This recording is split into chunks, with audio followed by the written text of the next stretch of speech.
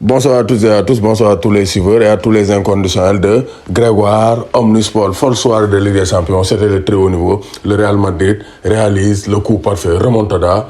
En quelques minutes, le Real a renversé un Paris Saint-Germain mécanisable en seconde période. Parce que Paris, dañoo mën a première période ñu ne Paris tey day dox ci kaw Real mais deuxième période bi le Real a profité des erreurs parisiennes parce que boo xoolee but yëpp sont des errements de la défense parisienne. Donnarumma moo téye bal bi ñu dóor ko coup d'épaule. mu passe bal bi Vinicius jox Benzema mu dugal deuxième but bi gis nga ni mu demee donc Modric moo passe profondeur donc dans les intervalles Benzema mu dugal troisième but bi gis nañ ko Marquinhos a fait un dégagement hasardeux dans l'axe te loolu da nga koy tere. Ça sont des erreurs de base qu'on évite dans une défense centrale on ne dégage pas dans l'axe et malheureusement il y avait ce monstre Karim Benzema c'est le très haut niveau.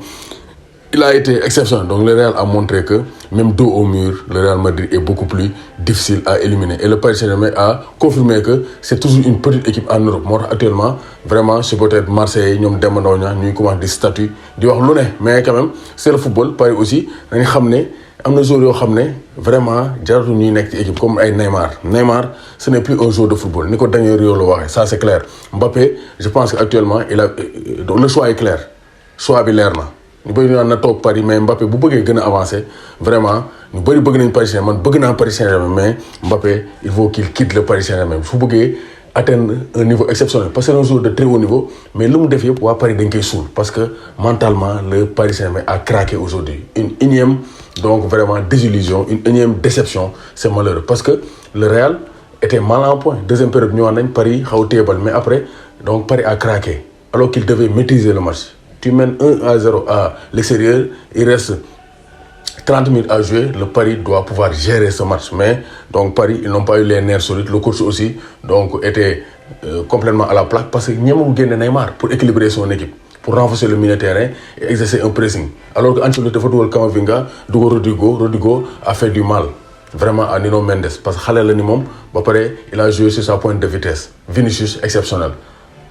PSG am nañ Mbappé mais Vinicius vraiment il porte le Real Madrid Benzema c'est le général mais Vinicius c'est le digne lieutenant donc vraiment de donc Karim Benzema te ndaw le grand professeur yàgg na ko gëm nee na booy bi boo amee coach entraîneur bu baax dina ko defar te Ancelotti a bien donc vraiment géré Vinicius te actuellement il est un joueur de très haut niveau du moroom sax Neymar jamono yi parce que donc li muy def terrain yi Neymar defatu ko Vinicius xale la te soxor na ni ko Wally Seck waxee donc le Paris Saint-Germain donc s'incline une énième fois donc en Ligue des Champions 3-1 pour le Real Madrid et Benzema dépasse Di Stefano et devient le troisième meilleur buteur de l'histoire du Real Madrid avec 309 réalisations donc Benzema depuis 2009 il est le numéro 9 titulaire Higuaín ñëw na fi xaw ko concurrencer mais c'est un joueur de haut niveau te Cristiano Ronaldo boobu demee feeñ na le Real est une grande équipe le Real de Abdoulaye Fall donc le Real de Docteur Cheikh Dieye donc maa ngi koy bëgg bu baax donc le Real de Madour Camara du grand professeur Medoune Kane donc c'est une grande équipe te tey waaye nañ ko donc Benzema cumule 30 buts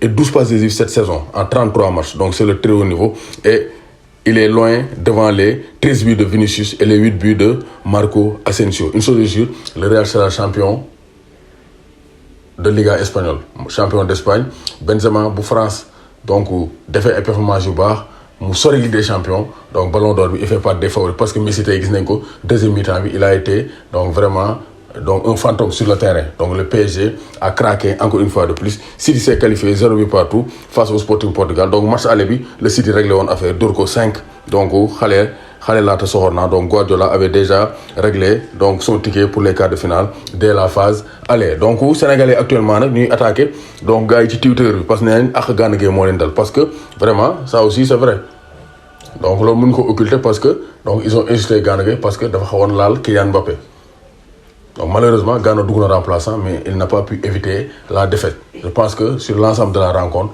vu comment le Real a été engagé le long du match et surtout la seconde période qui a été phénoménale avec des Luka Modric exceptionnels Benzema Vinicius donc le Real montre que malgré l'absence de Casemiro de Ferland Mendy le Real reste toujours redoutable donc le Real se qualifie une qualification bien méritée face à une équipe du Paris Saint-Germain faible mentalement un Paris Saint-Germain qui doit se revoir parce que avec Paris on voit que l'argent ne fait pas le bonheur doomu Gaynde Njaay warul tiit warul ragal donc hier Sadio Mané a été battu pour la première fois depuis 1 an à Anfield Road par l'Inter Milan. Mais malheureusement, l'Inter n'a pas pu donc marquer un deuxième but pour aller en prolongation. Liverpool se qualifie malgré cette défaite. Mais comme le Salah waxee défaite bi dañ war a alerter parce que Liverpool démb liñ football c'était pas du football de très haut niveau. Donc ils doivent savoir que niveau bi day yéeg te faut ñu gën a defarwaat sinon ils risquent donc vraiment d'aller donc sur le carreau. Il faut que ñu defarwaat sinon ça risque d'être difficile. Donc Emiliano Martinez ma ñambaas ko si ñambaas yàqul sër